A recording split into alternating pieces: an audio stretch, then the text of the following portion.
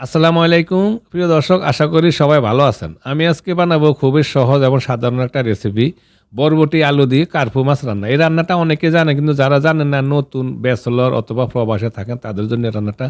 তাহলে চলুন শুরু করি। এখানে একটা সসপ্যানে আমি কিছুটা তেল দিয়ে অলরেডি তেল গরম করে নিয়ে নিছি। এবার আমি মাছ ফ্রাই করে নিব। 4 টুকরো মাছ, কার্পু মাছ আমি হলুদ মরিচ লবণ লাগিয়ে আধা ঘন্টা আগে রেখে দিয়ে দিছি। এবার আমি দিয়ে দিব মাছ। মাছ দিয়ে হালকা একটু ভাজি করে নিব, বেশি কড়া করে ভাজি করার প্রয়োজন নেই, যেহেতু আমি মাছগুলো ফাঁকামো, তাই হালকা একটু ভাজি করলে চলবো। যখন এক সাইড হয়ে গেছে, এবার আমি মাছ উল্টে দিব, উল্টে দিয়ে অপর সাইড এভাবে একটু ফ্রাই করে নিয়ে নিব।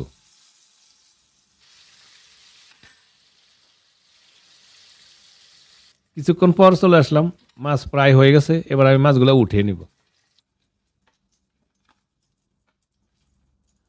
তারপরে সেম প্যানে আমি দিয়ে দিলাম 2টা পেঁয়াজ কুচি আর 4-5টা কাঁচামরিচ। পেঁয়াজ আর মরিচগুলা আমি প্রায় 4-5 মিনিট ভাজি করে বাদামি কালার করে নিয়ে নিব।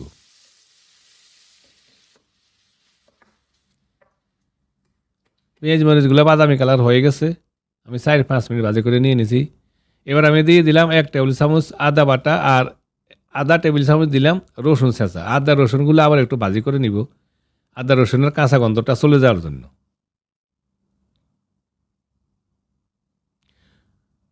প্রায় 10-15 সেকেন্ড আমি আদা রসুনগুলো একটু ভাজি করে নিয়ে নিলাম। এবার দিয়ে দিব 1 চা চামচ হলুদের গুঁড়া, 1 চা চামচ দিলাম লাল মরিচের গুঁড়া আর 1 চা চামচ দিলাম জিরা গুঁড়া। এবার একটু পানি দিয়ে দিব, পানি দিয়ে আমি মশলাগুলা কষে নিব। আমি যেহেতু কাঁচা মরিচ বেশি দিছি, তাই লাল মরিচ 1 চা চামচ দিছি, আপনারা স্বাদ মতো মরিচ দিব যতটুকু খান। এবার দিয়ে দিব স্বাদ মতো লবণ, আমি 1 চা চামচ লবণ দিছি। তারপরে 4-5 মিনিট মশলাগুলো ভালো করে কষিয়ে নিয়ে নিব। মশলাগুলো কষানো হয়ে গেছে দেখুন। এবার আমি দিয়ে দিব একটা আলু টুকরা করে কেটে নিয়ে নিয়েছি আর কিছুটা বরবটি দিয়ে দিলাম। আলু বরবটির সাথে আমি একেবারে দিয়ে দিলাম একটা টমেটো।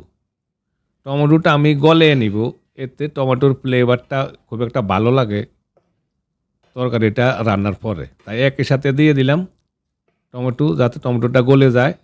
তারপরে ঢাকনা দিয়ে 6-7 মিনিট আমি মশলার সাথে বরবটি আলুগুলা কষিয়ে নিয়ে নিব।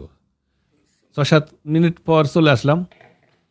এবার একটু নাড়াচাড়া দিয়ে দিব, যাতে নিচের থেকে লেগে না যায়। তারপরে আমি অ্যাড করব কিছুটা পানি। আমি সামান্য কিছুটা পানি দিলাম, বেশি পানি দিব না, যেহেতু আমি মাখা মাখা রেখে আজকে আমি মাছগুলা পাকিয়ে নিব। মাখা মাখা করে বেশি জল দেব না। যখন পানিগুলা বলক আইসা গেছে, এবার আমি দিয়ে দেব ফ্রাই করা মাছ। ফ্রাই করা মাছ দিয়ে আমি ঢাকনা দিয়ে মিডিয়াম থেকে একটু হাই হিটে রেখে 15 মিনিট মাছ পাকিয়ে নিব। চলে আসলাম 15 মিনিট পর, আমার কার্পু মাছ রান্না হয়ে গেছে। এর মাঝে আমি একবার নাড়া দিয়ে দিছি, দেখুন মাখা মাখা করে আমি জল রাখছি, বেশি জল রাখি নাই। প্রিয় দর্শক, আশা করি ছোট এই সাধারণ রেসিপিটা আপনাদের ভালো লাগবে। যদি রেসিপিটা ভালো লাগে, প্লিজ একটা লাইক এবং একটা কমেন্ট করবেন, আর প্লিজ আমাদের চ্যানেলটি সাবস্ক্রাইব করার জন্য অনুরোধ রইল। সবাই ভালো থাকুন, সুস্থ থাকুন, আবার দেখা হবে ইনশাল্লাহ অন্য কোনো সময় অন্য কোনো রেসিপিতে। আল্লাহ হাফিজ।